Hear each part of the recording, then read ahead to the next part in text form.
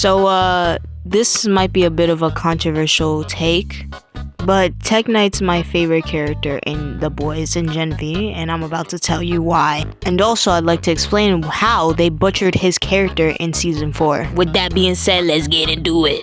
First, let me give you guys a quick rundown and a recap of Gen V in case you haven't seen it or in case you forgot.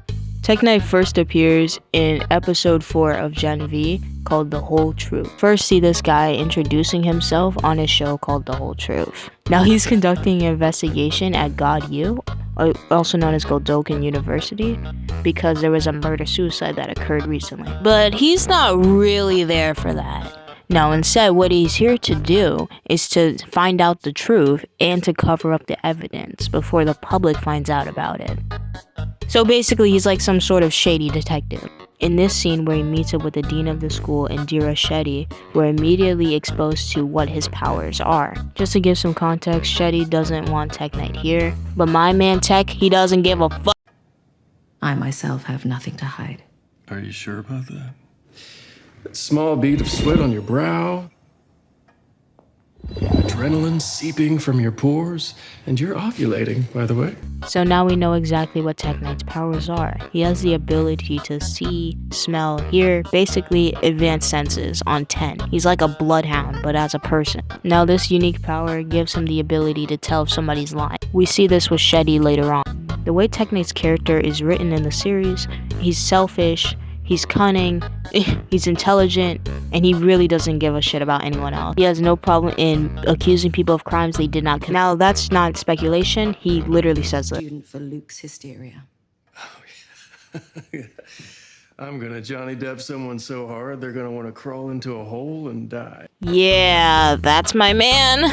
Now, I acknowledge that this man has no redeemable qualities whatsoever. There's not a single good thing about him. The only good thing that seems to be about him was the fact that he saved a woman's life, but even still, he messed that up because he also inadvertently broke her spine, making her bound to a wheelchair. Tek Knight is not a good person. He's never written to be a good person. He's not even somewhat redeemable like A-Train. He's just straight up bad. So, why do I like him so much? Kind of like Homelander, I find him delightful to see on screen. I think he's funny, I think he's conniving, and I think he's really snarky. There's something so interesting about Tek Knight's character that makes me really like him. The way he just seems to blurt out stuff is just both hilarious and intimidating. Oh, it's better than sex. How long have you been eating Golden Boy's girlfriend's whole?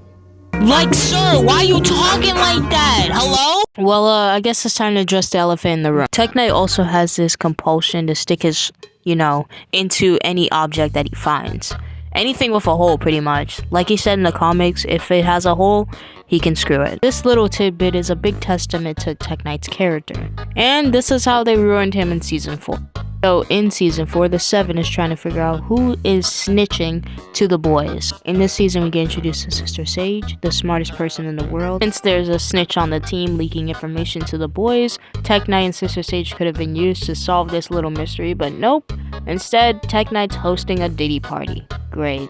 I get that Tek Knight being horny is a big part of his character, but I really wish they didn't lean into it so much. I mean, so much so that the episode is kind of uncomfortable to watch. I'm over here getting excited about the potential team up between Sage and Tek Knight, but it never came to be. There could have been so much more done with this episode plot-wise, instead of just making Tek Knight a horny freak for like 45 minutes, and also making him racist. Started out as slave catchers. Oh my God. I bet A-Train here would have given my great-great-granddaddy a run for his money. Oh? Huh?